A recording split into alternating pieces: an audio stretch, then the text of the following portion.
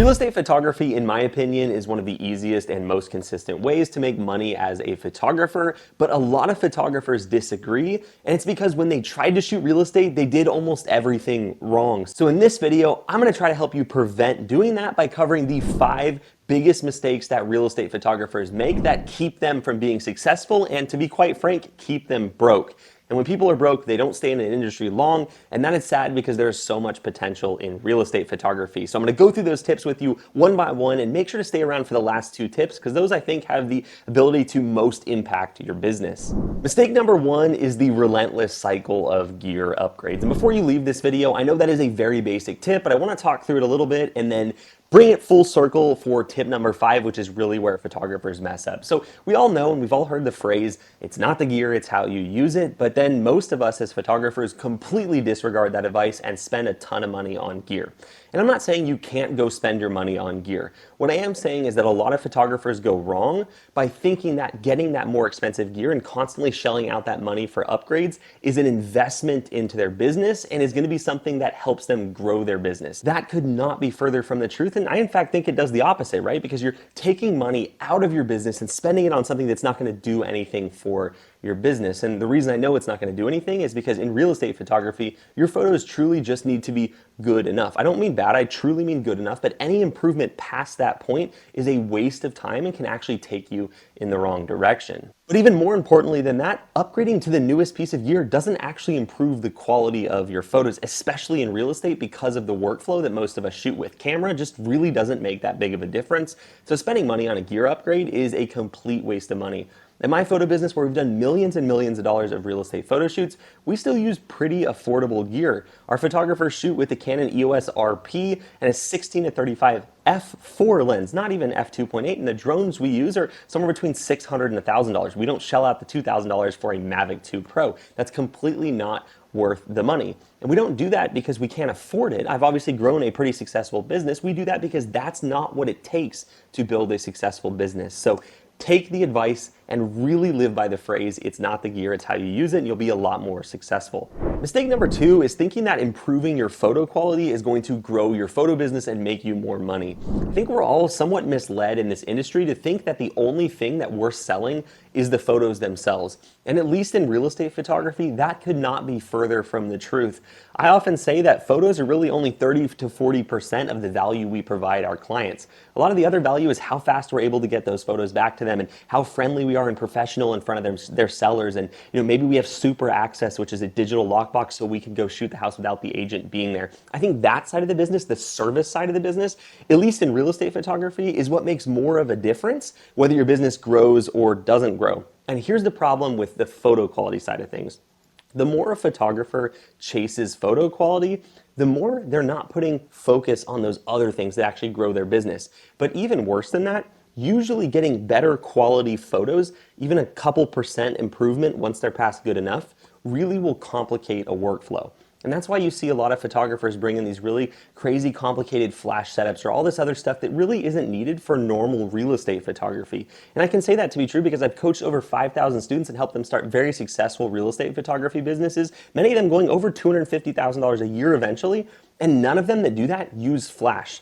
I understand that in the past, flash may have been the way that you had to shoot real estate photos, but with today's technology and editing techniques, you don't need to do that. We at Norman & Young, which is my photo business, use a process called HDR, which you've definitely heard about, but we put a twist on it, and it's not blended automatically in a software. It is hand blended in Photoshop by our editors. I have a video covering that whole process on my channel if you want to check out that more specifically, but just know that the more a photographer generally chases photo quality, the more they increase the amount of time it takes to do a shoot or increase the amount they have to charge to make a shoot worth it to them. And then the agent doesn't want to pay that, or the agent doesn't want to wait that long. And then they switch to a different photographer. And then photographers constantly repeat this mindset of real estate photography is the cheap side and agents are cheap and who wants to work with them. And really the problem was the photographer focusing what agents didn't care about. They were focusing on the things that actually didn't matter. And so what I've learned and what's allowed me to build my business is I really only think that photo quality and video quality, whatever, that product quality is 30% of it. But there's a big other side.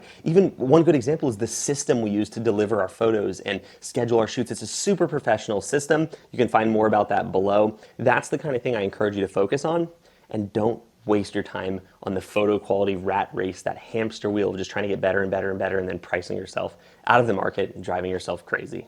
Mistake number 3 is being a real estate photographer and not a real estate media company. And here's the difference. Real estate photographers generally just shoot photos, right? And photos themselves will not allow you to build a great business. You really need to have all of the add-ons that real estate photographers offer, real estate media companies offer, which are video and 3D tours and drone photos and floor plans. And those things really help you build a good business. Now, here's the thing. When you're first getting into real estate photography, imagine you're just starting. I don't think that you should start with all that. I think you should start with being just a real estate photographer. But know that your income is probably going to cap out somewhere between $60,000 and $80,000 a year. And you're really going to need to, in order to get to that $250K a year or scale your business past that, you're really going to need to offer those other services. So like I said, if you're just getting started, start with photos. But if you've been in this business a while and you're trying to push how much income you can generate and how big you can grow your business, you need to be a real estate media company and offer all of those add-ons. And what this does is allow you to increase your average order value, or AOV it's sometimes called, and that's one of the most important things when it comes to scaling your business, or even if that's just scaling to the max that you can do, right? But especially if you're gonna hire photographers. So know that you need to offer all of those services at some point. But like I said, if you're just getting in to real estate photography, don't let that discourage you. Start with just photos, make that 60K or whatever you cap out at, and start adding the stuff as you go. At my photo business, in the past, we had an average order value of about $200, and we've been able to improve that from $200 to $400 on average. And we've done that by adding a bunch of extra services like video, 3D tours, drones, floor plans like I talked about, but also packaging those services properly. If you want to learn more about real estate photography pricing, check out my channel because I posted a full video on how we price our services and how we set up those packages. But that's been such a critical step for us, going from that $200 average order value to $400. It's allowed us to significantly expand our business and also still maintain profitability as we hire photographers and take our business to the next level. And number 5, and the biggest mistake of them all, is not being able to let go. And here's what I mean by that. As a photographer, at least in the real estate photography industry, it is a very stupid idea to be editing your own photos. It's not only one of the most time-consuming parts of real estate photography, it's also one of the most easily outsourced and hardest to learn. And so for that reason, there is no good reason to be editing your own photos. In fact, my business blew up when I started outsourcing my photos, because what takes 30 minutes at a shoot and then an hour and a half editing, so therefore 2 hours total, goes back to just that 30 minutes per shoot. So you're able to spend much more time on the things that matter, which is actually shooting real estate, and outsource the part that doesn't matter.